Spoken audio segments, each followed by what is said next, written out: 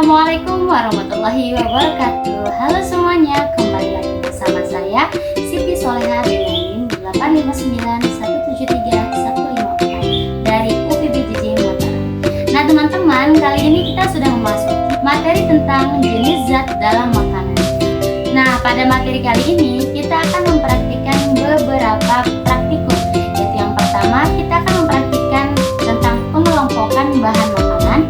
Lalu yang kedua tentang pengelompokan sayuran. Kemudian kita akan melakukan praktikum tentang membuat menu makanan 4 sehat 5 sempurna. Serta kita akan menguji kandungan karbohidrat, lemak, serta protein yang terdapat pada makanan tersebut. Membahas tentang makanan, teman-teman tahu tidak bahwa makanan itu dapat dibagi menjadi beberapa kelompok loh. Yang pertama yaitu makanan yang biasa kita hidangkan. Makanan tersebut dapat dikelompokkan menjadi 4 bagian, yaitu makanan pokok, makanan sayur-sayuran, makanan lauk pauk, dan makanan buah-buahan.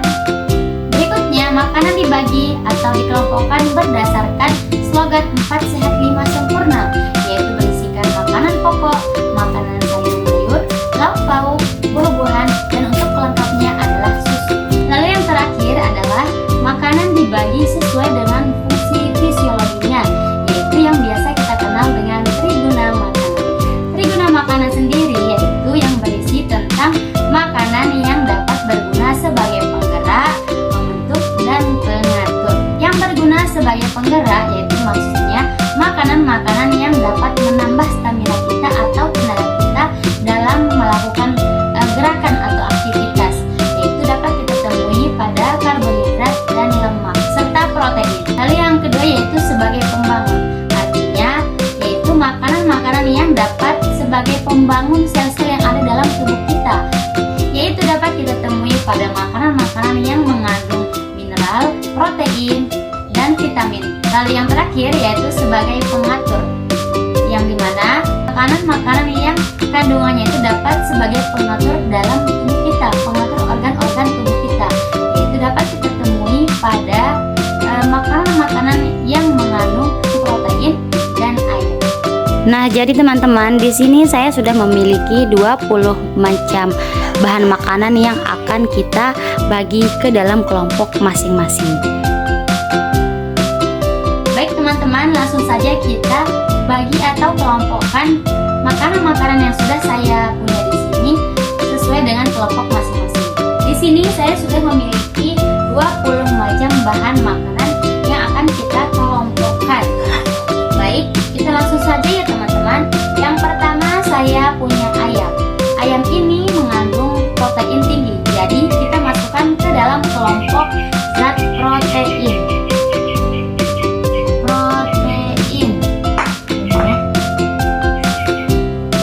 Kemudian saya punya nasi.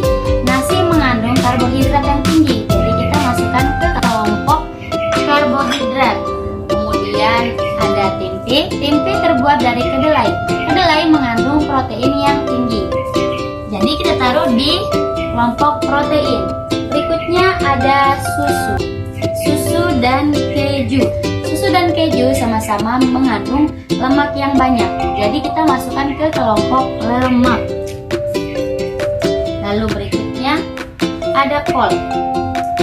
Kol ini mengandung vitamin, karena ini adalah sayur-sayuran, jadi mengandung vitamin yang tinggi, jadi kita masukkan ke kelompok vitamin. Selanjutnya saya punya singkong. Singkong dapat menjadi pengganti nasi untuk sarapan, jadi singkong ini mengandung karbohidrat yang tinggi. Lanjut kita masukkan ke kelompok karbohidrat. Berikutnya ada telur. Telur ayam. Telur ayam sama seperti ayam, itu mengandung protein yang tinggi, jadi kita masukkan ke kelompok protein.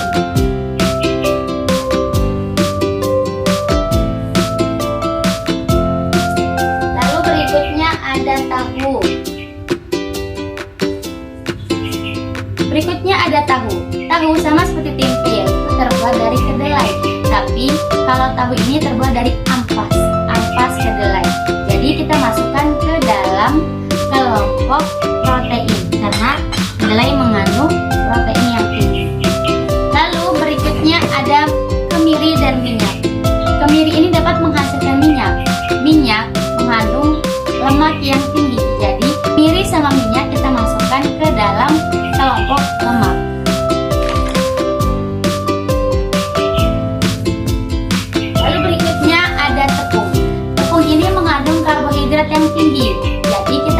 ke dalam kelompok karbohidrat. Lalu berikutnya ada jagung.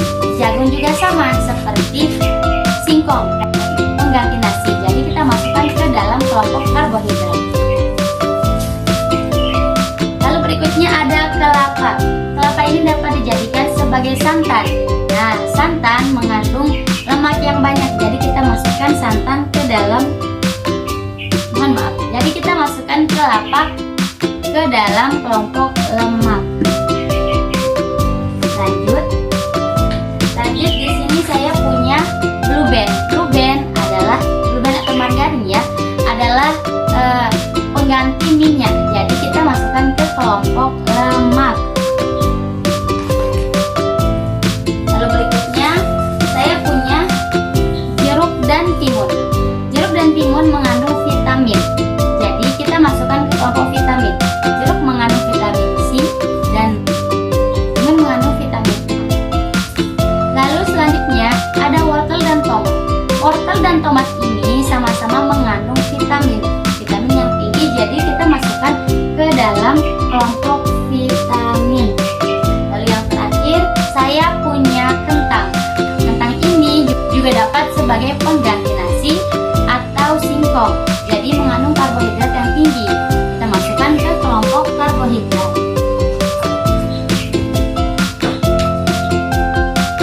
Nah teman-teman, jadi inilah penampakan bahan-bahan makanan setelah kita kelompokkan dengan kelompoknya masing-masing.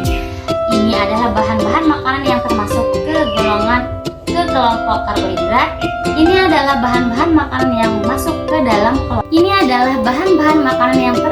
dalam kelompok lemak, serta ini adalah bahan-bahan makanan yang termasuk ke dalam kelompok vitamin.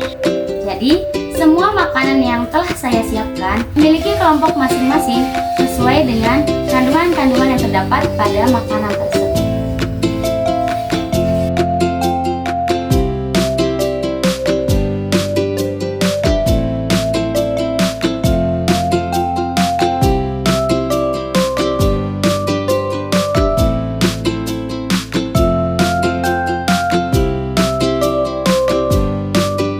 Baik teman-teman, langsung saja kita ke pengelompokan sayuran. Di sini saya sudah menyiapkan sekitar 20 macam sayur-sayuran.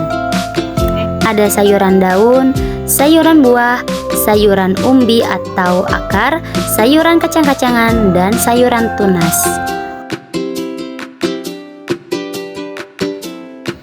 Baik teman-teman, sekarang kita lanjut, kita akan mengelompokkan sayuran.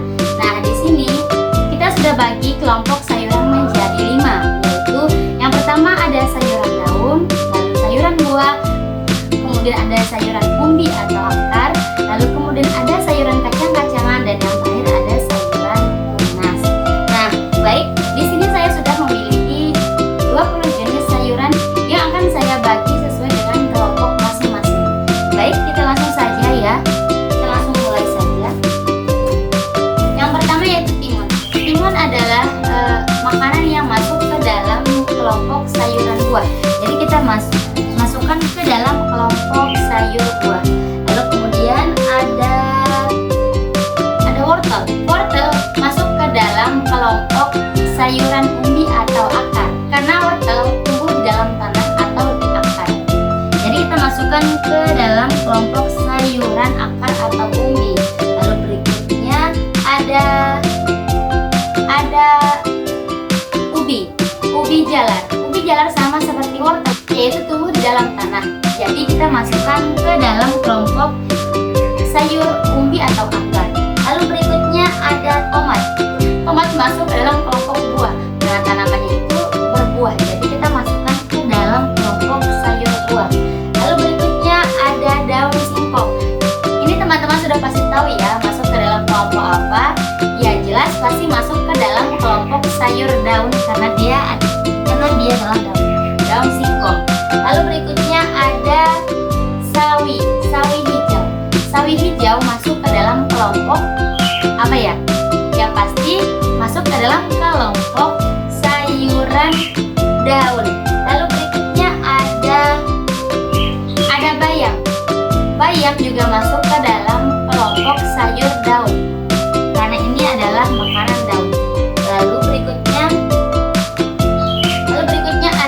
bawang. Daun bawang ini adalah tunas dari bawang merah. Jadi kita masukkan daun bawang ini ke kelompok sayur tunas, itu sayur yang berasal dari tunas. Lalu selanjutnya ada cabai merah. Cabai masuk ke dalam kelompok sayuran buah. Kita masukkan ke dalam kelompok sayur buah. Lalu berikutnya ada buncis. Buncis sama jenisnya dengan kacang panjang. Jadi kita masukkan buncis ini ke dalam sayuran kacang-kacangan.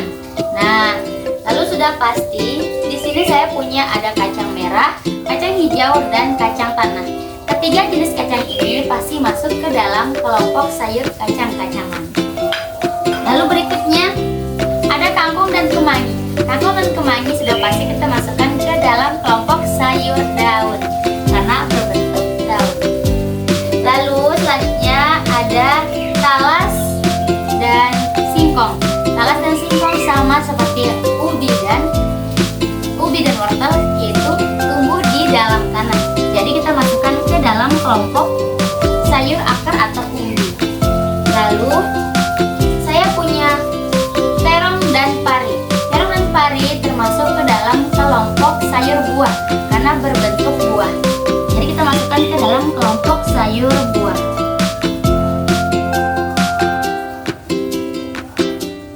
Lalu berikutnya saya punya toge dan pucuk kangkung atau tunas kangkung.